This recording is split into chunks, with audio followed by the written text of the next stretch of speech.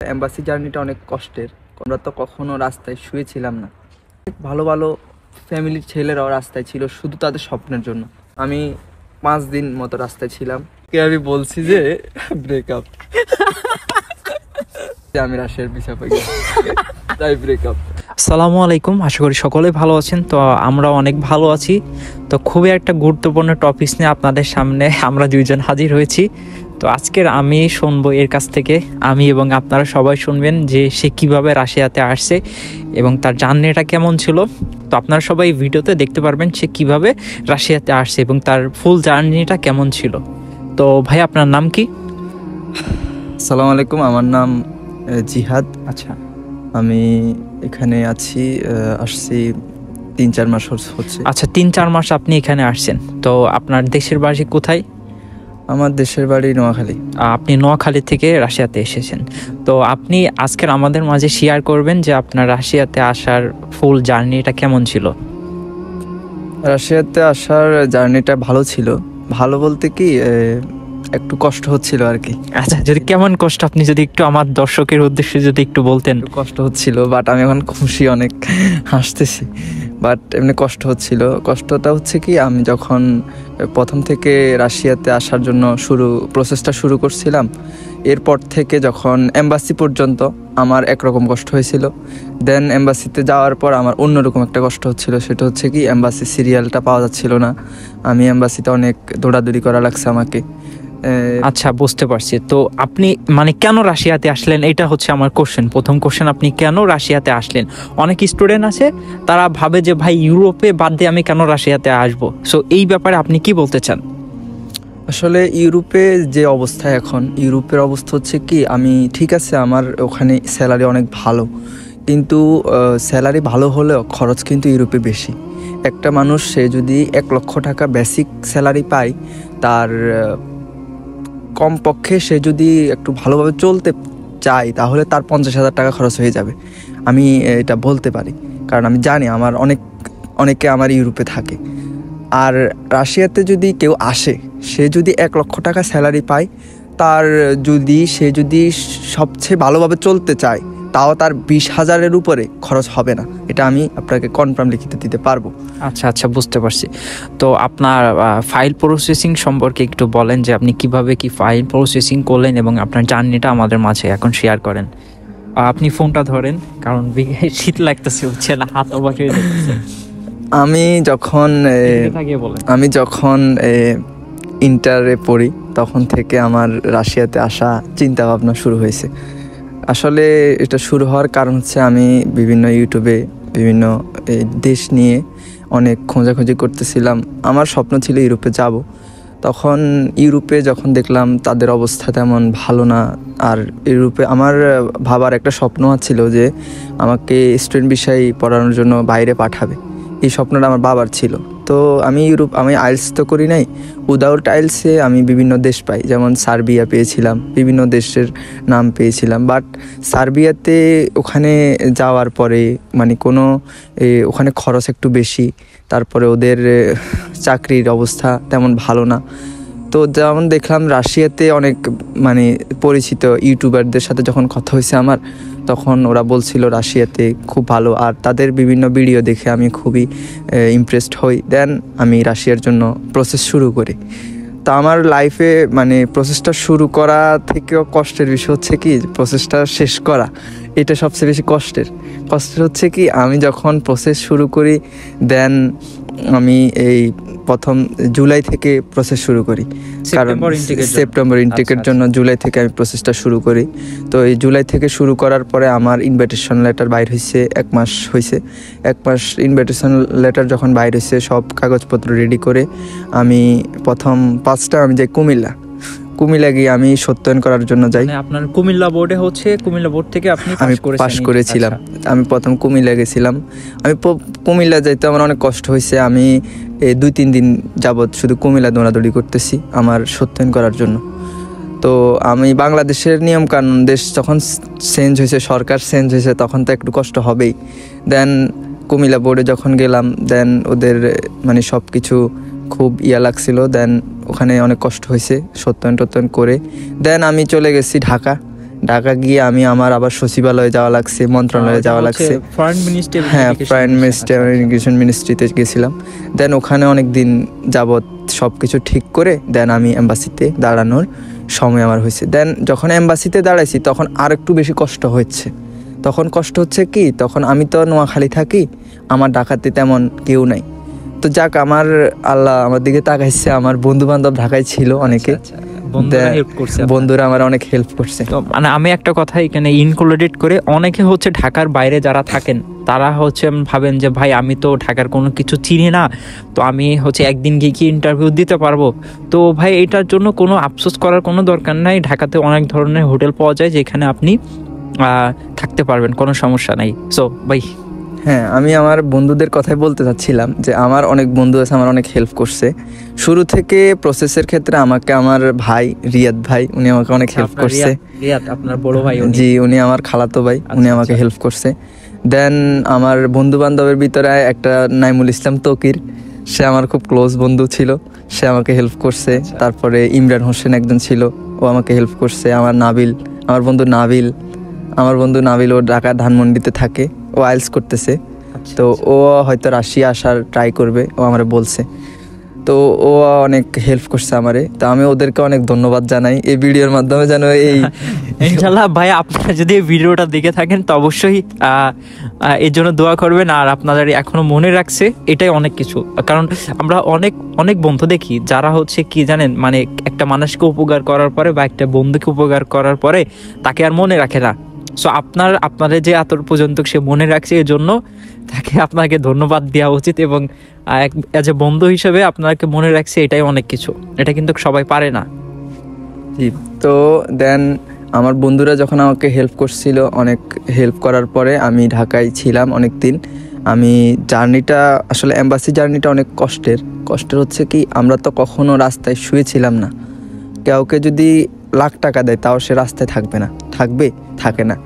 দেন এই আমাদের সাথে আরও অনেক ভালো ভালো ফ্যামিলির ছেলেরাও রাস্তায় ছিল শুধু তাদের স্বপ্নের জন্য। তাদের স্বপ্নটা এমন ছিল যে তারা রাশিয়া আসবে, তাদের লাইফ সেট করবে, তারা সাকসেসফুল হবে। এই স্বপ্নটার কারণে তারা তাদের রাস্তায়ও তারা শুয়েছিল। আমার সাথে অনেক ছেলে ছিল যাদের ফ্যামিলি অনেক ভালো ছিল, ঠিক আছে। তারপরে যেমন আমি 5 দিন মতো রাস্তায় ছিলাম। আমার রিয়াদ ভাইও একদিন ছিল আমার সাথে রাস্তায়। শুধু আমার বড় ভাই, উনি আমার খালাতো ভাই, উনি একদিন ছিল। ওনাকে আমি একদিন রাখছিলাম, যখন আমার কষ্ট হচ্ছিল তখন উনি বলছিল যে সিরিয়ালে আমি দাঁড়াই, তুই বাসায় চলে যা। আচ্ছা, ও রিয়াদ ভাই কি ভিসা পাইছে?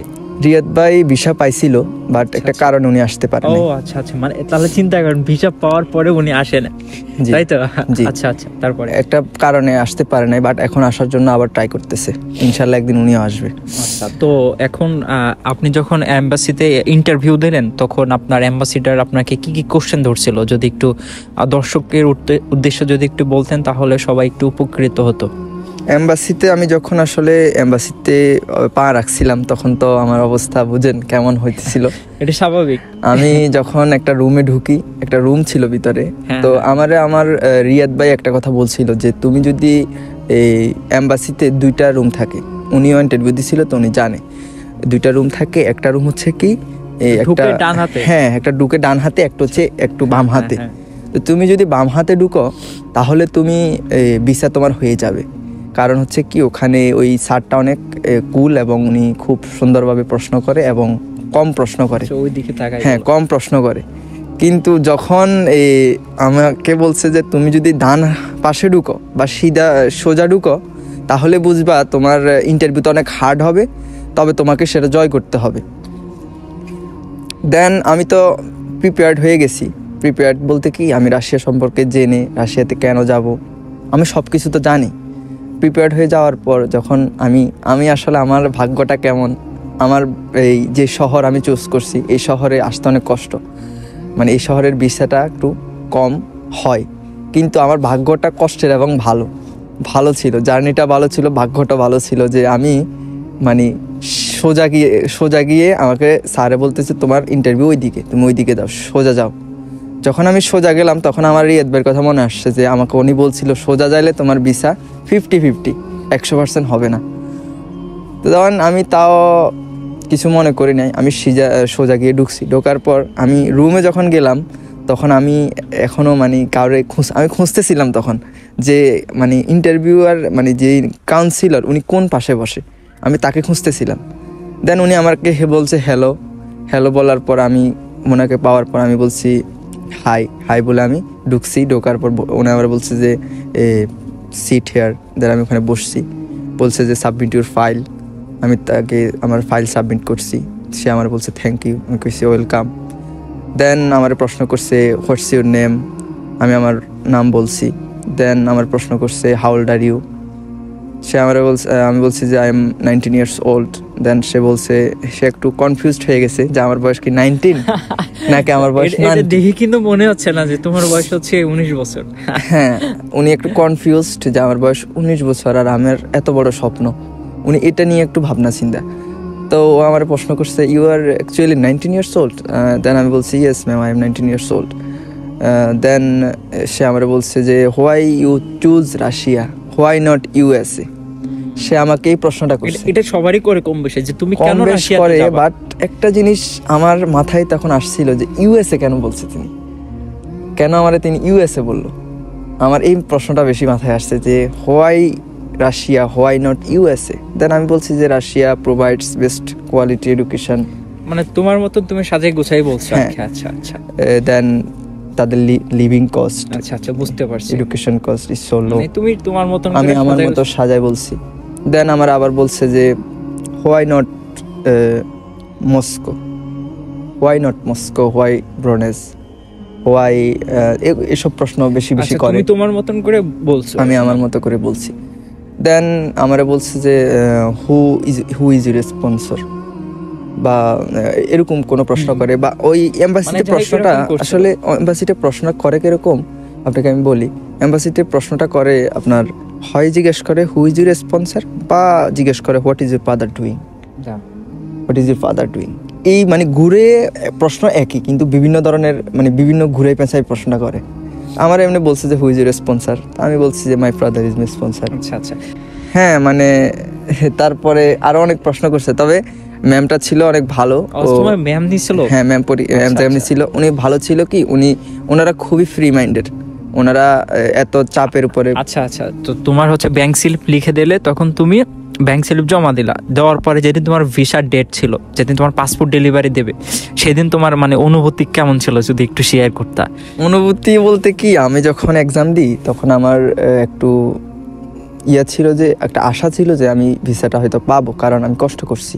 এই জিনিসটা মাথায় আমাকে রাখতে হবে, আমি কষ্ট করছি, আমি কেন ভিসা পাবো না, আমি পাবো। তো আমি যখন ওখানে গেলাম এম্বাসির সামনে গিয়ে, আমি অনেক সুন্দর করে কোট টাই পরে গেলাম। আচ্ছা। দেন যাওয়ার পর যখন এম্বাসির সামনে গেছি, আমাকে নাম ধরে ডাকতেছে যে শাহিনুর আলম জিহাদ। দেন আমি গেছি, যাওয়ার পর আমি ভিসাটা পাসপোর্টটা হাতে নিছি। নেওয়ার পর আমি এখনো খুলি নাই, আমি প্রায় আধা ঘন্টার মতো পাসপোর্টটা খুলি নাই। আমি বসে আছি পাসপোর্ট নিয়ে, একটা চা বিক্রি করতেছে একটা দোকানে, আমি ওখানে গিয়ে চা খাচ্ছি, আমি এখনো পাসপোর্ট খুলি নাই। কারণ আমার একটু মাথাটা ঠান্ডা হোক, তারপর আমি এটা খুলবো। দেন খুলে দেখি আমার ভিসা হয়েছে। আচ্ছা, তখন মানে তোমার কি অনুভূতি ছিল একটু? তখন আসলে অনুভূতি ছিল অনেক ভালো একটা অনুভূতি ছিল, মানে যেটা বোঝানো যাবে না আর কি, যেটা বোঝানো খুব কঠিন একটা ব্যাপার। তখন আমি কিন্তু আমি সবকিছু বলে দিব, সবাইকে বলুক, সবাই জানুক, সবাই একটু মানে জানার আগ্রহ। তখন আমার এক্স গার্লফ্রেন্ডের ফোন দিই।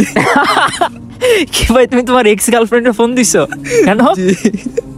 আমি তখন এক্স গার্লফ্রেন্ড না, মানে এমনি গার্লফ্রেন্ড ছিল, বাট আমার অনেক ইগনোর করতো। আচ্ছা, তারপরে ফোন দেওয়ার পরে তুমি কি বলছো তাকে? আমি বলছি যে ব্রেকআপ। ও কি বলছে? ওই মেয়ে কি বলছে? ও বলছে যে ব্রেকআপ কেন? আমি বলছি আমি রাশিয়ার ভিসা পাই গেছি, তাই ব্রেকআপ। আচ্ছা আপু, আপনি যদি এই ভিডিওটা দেখে থাকেন অবশ্যই কমেন্ট করে জানাবেন। তো এই ছিল হচ্ছে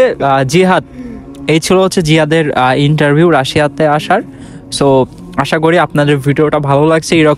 এরকম ইন্টারেস্টিং ভিডিও পেতে অবশ্যই আমার চ্যানেলে সাবস্ক্রাইব করে রাখবেন, এবং দেখা হবে নতুন কোনো ভিডিও নিয়ে। তো ব্রো, তুমি কিছু বলবা? না আমি আর কি বলবো, আমি তো সবকিছুই বলে দিচ্ছি আপনাদের সামনে। আচ্ছা ঠিক আছে, সবাই ভালো থাকবেন, ভালো থাকবেন। আল্লাহ হাফেজ।